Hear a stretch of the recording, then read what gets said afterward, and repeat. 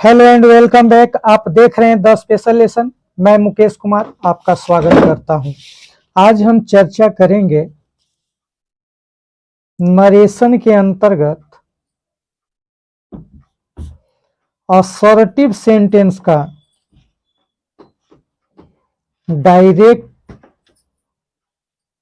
Speech को indirect में कैसे चेंज करें। तो इसके लिए सबसे पहले करना है रिपोर्टिंग के वर्ब को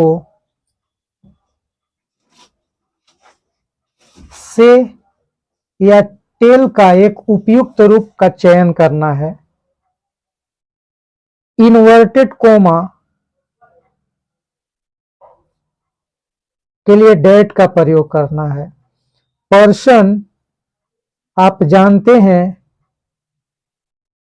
first person subject, second person object और थर्ड पर्सन नो चेंज। बाकी टेंस नियम के अनुसार चेंज होता है। आइए और इसका विस्तार से जिक्र करते हैं। अब असर्टिव में देखेंगे कि जब वाक्य में ऑब्जेक्ट न हो, जैसे उदाहरण के लिए ही said I am waiting for you, और यहां सेकेंड पर्सन का बात आया, अब इसको चेंज करना है। तो आप सबसे पहले इस सब्जेक्ट को छोड़ करके ऑब्जेक्ट कुछ भी रख सकते हैं। तो आप लिखिए ही टोल्ड मी रख लिए। अगर आप चाहें तो ही टोल्ड हर भी रख सकते हैं। अब इन्वर्टेड कोमा के जगह पर डेट कर दें। अब फर्स्ट पर्सन सब्जेक्ट के अनुसार तो ही हो गया। अब प्रेजेंट कंटिन्यूअस है तो पास्ट कंटिन्यूअस में he was waiting for me. अब अगर इसके अनुसार चेंज करेंगे आप तो that he was waiting for her हो जाएगा। ये पहला नियम था कि जब असर्टिव में किसी वाक्य में रिपोर्टिंग का ऑब्जेक्ट न हो तो उसके लिए उपयुक्त ऑब्जेक्ट का चयन स्वयं करें। अब दूसरा नियम है कि जब इन्वर्टेड कोमा में संबोधन के रूप में कोई नाम हो, जैसे he said Ram I want to help you, तो इस संबोधन को ही रिपोर्टिंग का ऑब्जेक्ट बना देंगे। तो आप इसको कीजिए he told Ram that he wanted to help. अब सेकेंड पर्सन ऑब्जेक्ट के अनुसार तो हिम हो जाएगा। He said Ram I want to help you तो हो जाएगा he told Ram that he wanted to help him. अब अगर तीसरा नियम का जिक्र करें, जब इन्वर्टेड कोमा में ओ वेल ओके हो तो इनडायरेक्ट में चेंज करते समय हटा दिया जाता है। जैसे he said well Ram you can take it, तो आप इसे बनाइए he told Ram that, second person object के अनुसार तो ही कैन को कुड में चेंज कीजिए टेक इट। इस तरह से आप चेंज कर सकते हैं। He said well Ram you can take it तो he told Ram that he could take it. अब अगर चौथा नियम का इसमें जिक्र करें कि रिपोर्टिंग स्पीच का स्थान किधर होगा, तो रिपोर्टिंग बाएं साइड में भी लिखा जा सकता है और दाएं साइड में, लेकिन इसको बनाएंगे उसी नियम से। तो इसे आप बनाइए ही सेड। अब यहां सेड इसलिए रख रहे हैं कि ऑब्जेक्ट नहीं है। दैट अब फर्स्ट पर्सन सब्जेक्ट के अनुसार तो he had completed his job। तो आप ऐसे चेंज कर सकते हैं। अब कुछ असर्टिव का प्रैक्टिस करके हम लोग देखते हैं ताकि और आसानी से समझ सके। पहला सेंटेंस है he said I am going to Patna. तो इसमें ऑब्जेक्ट नहीं है और सेकेंड पर्सन का जिक्र नहीं है, तो सेड ही रख दीजिए। ही सेड दैट, अब ये प्रेजेंट कंटिन्यूअस है तो पास्ट कंटिन्यूअस में चेंज कीजिए। He was going to Patna. अब दूसरा सेंटेंस पर गौर कीजिएगा। She said to me I shall stay here with you. तो ये होगा सी, अब ऑब्जेक्ट है तो टोल्ड कर दिए, अब टोल्ड लगा तो टू खत्म हो गया। दैट फर्स्ट पर्सन सब्जेक्ट के अनुसार तो यहां हो गया सी। अब आई के अनुसार सेल लगाएं तो आप सी के अनुसार विल लगाते तो यहां वुड कर दीजिए। सेल विल वुड और शुड में चेंज होता है। तो सी वुड स्टे हियर विथ, अब सेकेंड पर्सन ऑब्जेक्ट के अनुसार तो मी हो जाएगा। तो हो गया सी told me that C would stay here with me. अब तीसरा सेंटेंस है he said I shall do it tomorrow. तो ही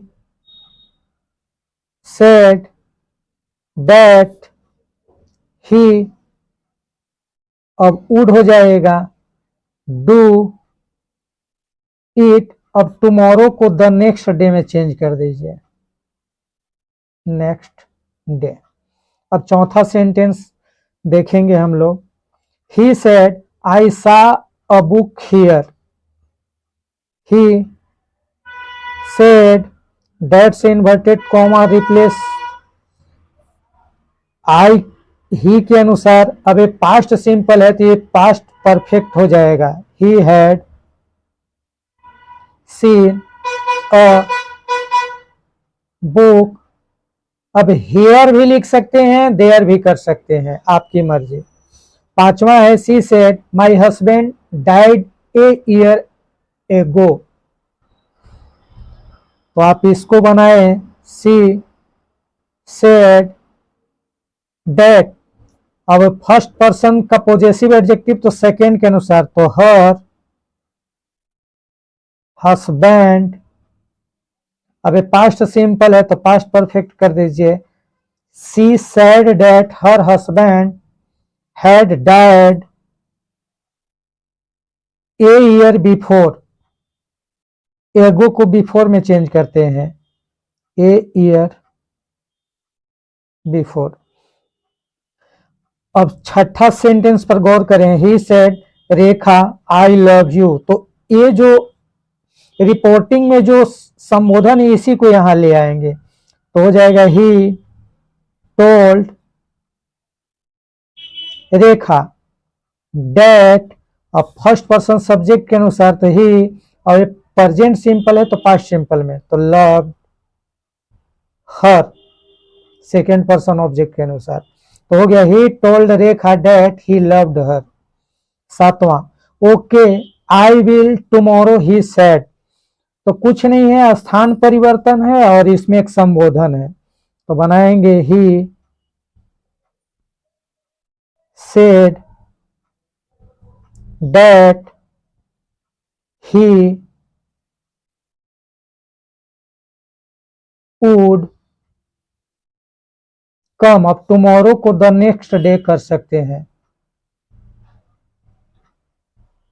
तो हो गया he said that he would come the next day. आठवां है he said well you can take it now.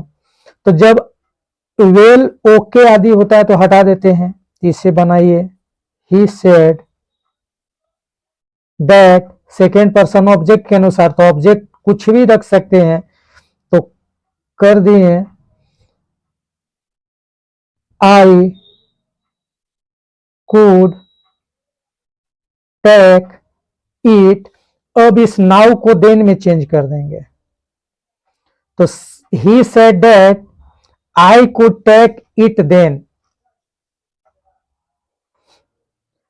You should help me, she said, इसको बनाइए, she said that. अब यहां भी सेकेंड पर्सन है और ऑब्जेक्ट नहीं है, तो कुछ भी कर दे, चेंज कर दे। तो I should, should, would, could, might change नहीं होता, याद रखिएगा। तो आई शुड हेल्प, अब हर हो जाएगा क्योंकि फर्स्ट पर्सन सब्जेक्ट के अनुसार। तो यहां ऑब्जेक्टिव केस, तो ये ऑब्जेक्टिव केस। अब 10वां सेंटेंस पर गौर कीजिए, ही said I am waiting for you. तो अब यहां भी कोई ऑब्जेक्ट नहीं है, तो इसको ऐसे बना लीजिए, ही सेड टू मी। तो यहां इसको चेंज कर लीजिए, जब ऑब्जेक्ट आ गया, ही टोल्ड मी। अब डैट से इन्वर्टेड कॉमा हटा दीजिए, फर्स्ट पर्सन सब्जेक्ट के अनुसार, तो ही हो गया वाज वेटिंग, अब ऑब्जेक्ट के अनुसार फॉर मी। तो आप इस तरह से नरेशन का असर्टिव सेंटेंस को, नरेशन के अंतर्गत असर्टिव सेंटेंस को डायरेक्ट से इनडायरेक्ट स्पीच में चेंज कर सकते हैं। यदि आप नए हैं तो मेरे साथ बने रहें।